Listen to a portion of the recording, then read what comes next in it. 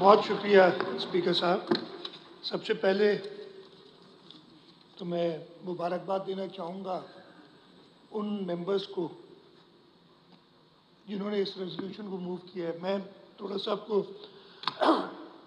मैं खुद इस पर रेजोल्यूशन डालना चाह रहा था और मैंने इसलिए कि हमारे यहाँ पार्टी में तरीका ये है कि पार्लियामेंट्री अफेयर्स मिनिस्टर और चीफ विप से पूछा जाता है कि जी हमने करना है। चीफ विप से जब मैंने कहा तो उसने कहा नहीं, मैं आपको ये रेजोल्यूशन पेश करने नहीं दूंगा, ये रेजोल्यूशन मैं खुद पेश करूंगा, इसलिए कि इससे इम्प्रेशन जो स्टेटमेंट भारत के डिफेंस मिनिस्टर ने दी उससे ये जाहिर हो रहा था कि शायद हिंदू कम्युनिटी के लोग सूबा सिंध में कोई तकलीफ में हैं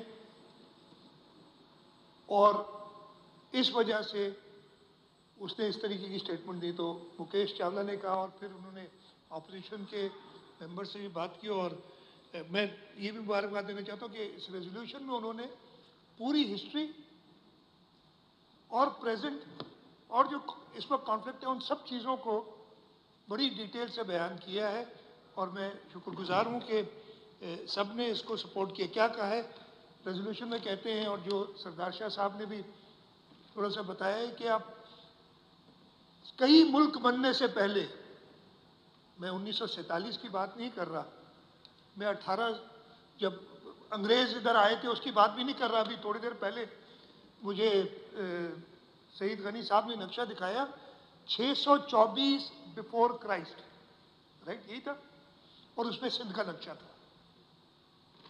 इसमें मुल्तान भी था, इसमें मकरान भी था और इन्होंने दिखाया मुझे इसलिए कि सेवन उस वक्त दारुल खिलाफा था सिंध का। जो प्रेजेंट मुल्क बने ही नहीं थे उस वक्त से सिंध कायम है। और जैसे बताया गया कि कुछ अरसे के लिए अंग्रेजों ने ये साजिश की थी इस खित्ते से कि बॉम्बे प्रेसिडेंसी में दे दिया था और सिंध के मुसलमानों ने, सिंध के हिंदुओं ने साथ मिलके जिद्दोजहद की और ये हिस्ट्री सारी बताई थी। कायदे आज़म मोहम्मद अली जिन्ना को वकील किया और 1936 में सिंध बॉम्बे प्रेसिडेंसी से अलग हुआ और सूबा सिंध एक सूबा बना जैसे। तो इन्होंने एंशिएंट सिविलाइजेशन की बात की, 1936 की बात की और उसके बाद 1947 में हमारा मुल्क बना।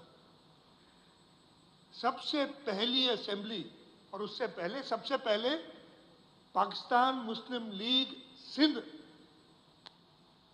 उस वक्त मुस्लिम लीग थी, मुस्लिम लीग सिंध का चैप्टर हैदराबाद में रेजोल्यूशन पास करता है सूबा पाकिस्तान बनाने के लिए। और फिर इस असेंबली ने, जहाँ हम खुशनसीब हैं सारे के इधर बैठे हैं, लेकिन हम पाकिस्तान बनाने वाले हैं, इस असेंबली वाले हम वारिस हैं उनके, सारे जो बैठे हुए थे। असेंबली ने पाकिस्तान बनाने की रेजोल्यूशन पास की। कायदे आज़म मोहम्मद अली जिन्ना ने उसमें किरदार अदा किया और कायदे आज़म मोहम्मद अली जिन्ना की कोशिशों से और उस वक्त के हमारे बड़ों की कोशिशों से, कुर्बानी देने वाले की कोशिशों से ये सूबा, ये मुल्क पाकिस्तान बना। ये मैं थोड़ा सा देख रहा था कि ये भाई क्या इसका मेंटल इशू है, कोई प्रॉब्लम है, क्या इशू है कि इसने ये, तो मैंने थोड़ी सी रिसर्च की कि कुछ तो होगा ना, और समझ पता किसी ने, ये क्या है इस वक्त इंडियन डिफेंस मिनिस्टर, और अभी से नहीं है, ये लॉन्गेस्ट सर्विंग डिफेंस मिनिस्टर है और इसने बदतरीन शिकस्त खाई है जो हिंदुस्तान को मिली है आज तक मई में पाकिस्तान के हाथों। तो ये इसके दिमाग में चल रहा है, उसने ये स्टेटमेंट दी है ना, और स्टेटमेंट के बाद मोदी भी बौखलाया, उसने इंडस वाटर ट्रीटी यूनिलैटरली खत्म करने की बात की,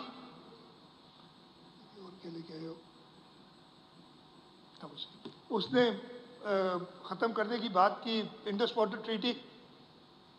तो ये बौखलाहट 9 मई के बाद शुरू हुई कि उनको इबरतनाक शिकस्त दी पाकिस्तान के मुसल्लह अफवाज ने हिंदुस्तान को, भारत को, और फिर ये हर जगह पे जहाँ इनको मौका मिलता है, अच्छा मैंने कहा शायद भाई ये राजनाथ सिंह, इनको इतना सिंध का दर्द हो रहा है, शायद कहीं इधर से शायद माइग्रेट करके गए हो इनको वो। भाई ये उत्तर प्रदेश में पैदा हुए, ये क्या इनका वालिद, उनका नाम भी मैंने अभी देखा था, राम बदन सिंह, वो भी उत्तर प्रदेश में पैदा हुआ। उसने सिंधु का पानी नहीं पिया, उसने सिंधु का पानी टेस्ट नहीं किया, इसी वजह से उसकी दिमागी हालत है इस तरीके की। और इस वक्त शायद ही कोई भारत में ऐसा हो जिसने सिंधु का पानी पिया हो, इसलिए कि सिंधु का पानी पीने वाला इस धरती से कभी गद्दारी नहीं कर सकता। हाँ, गंदे अंडे हर जगह होते हैं,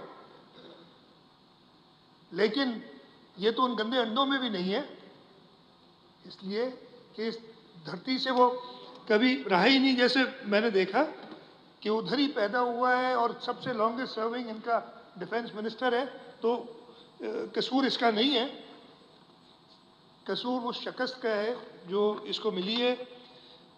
और जैसे मैंने बताया, इसके बाद भारत ने ये इंडस वाटर ट्रीटी यूनिलैटरली ख़त्म करने की बात की, और उस पर भी उसको करारा जवाब मिला। और किसकी तरफ से मिला? चेयरमैन पाकिस्तान पीपल्स पार्टी बिलावल भुट्टो जरदारी साहब की तरफ से मिला। दरियाए सिंध के दहाने, बॉर्डर क्या कहते हैं उसको, दहाने पे खड़े हुए, माफ़ कीजिएगा, थैंक यू, दहाने पे खड़े हुए बिलावल भुट्टो जरदारी साहब कहते हैं कि मोदी गौर से सुनो, सिंधु हमारा है और ये हमेशा हमारा रहेगा। यहां तो सिंधु में पानी बहेगा या तुम्हारा खून बहेगा। तो यार बोखलाहट तो होनी है ना ऐसी जब उनको चैलेंज किया जाता है। और उसी तकरीर में चेयरमैन बिलावल ने कहा था कि मोदी के सारे करतूत जो हैं, जो उसके सिंधु को, हमारे सिंधु पे डाका देने की, वो इंशाल्लाह ताला हम जो कि राइटफुल डिफेंडर्स हैं, एयर्स हैं और डिफेंडर्स हैं सिंधु के, इनको हर कीमत पे हम प्रोटेक्ट करेंगे। और उन्होंने कहा कि हमारी आर्म्ड फोर्सेस पूरे तरीके से तैयार हैं कि भारत का जवाब बहादुरी से दें, और अगर कभी उन्होंने इसकी कोशिश की तो they will get a befitting reply. तो इसके बाद अब अगर इतनी धचके खाने के बाद अगर वो डिफेंस मिनिस्टर जो भारत को बदतरीन शिकस्त दिला चुका है, वो अगर ऐसे स्टेटमेंट देता है, तो जैसे उर्दू की मेरी कमज़ोर है कि अब खिसियानी बिल्ली खंबा नोचे, मैं बहुत शुक्रिया ये। तो मैं ज़्यादा नहीं, ये बड़ी डिटेल में है। अच्छा, इसमें सारी बातें कही हैं, जब एंड में जो असेंबली रिजॉल्व कर रही है, हम कंडेम करते हैं, मैं उसी में से रिपीट कर देता हूँ, हम कंडेम करते हैं भारत के डिफेंस मिनिस्टर के इस बयान को। हम बड़ी क्लैरिटी से बताना चाहते हैं कि सिंध इंटीग्रल है और हमेशा रहेगा पाकिस्तान का हिस्सा। और मोदी हुकूमत की जो पॉलिसीज़ हैं, ख़ास तौर पे जो सिंधु के बारे में, दरिया सिंध के बारे में जो उन्होंने इंडस वाटर ट्रीटी को यूनिलैटरली ख़त्म करने की बात की है, इस तरीके से वो दरिया को एक वेपन बना के इस्तेमाल करना चाहते हैं, उसकी सख्ती से मजम्मत करते हैं।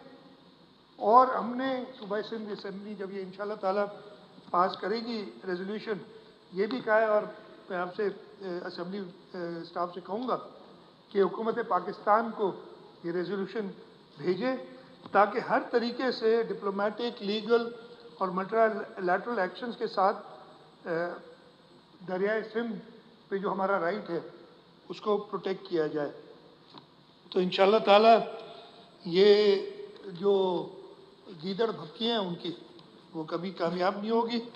और क़यामत तक इंशाअल्लाह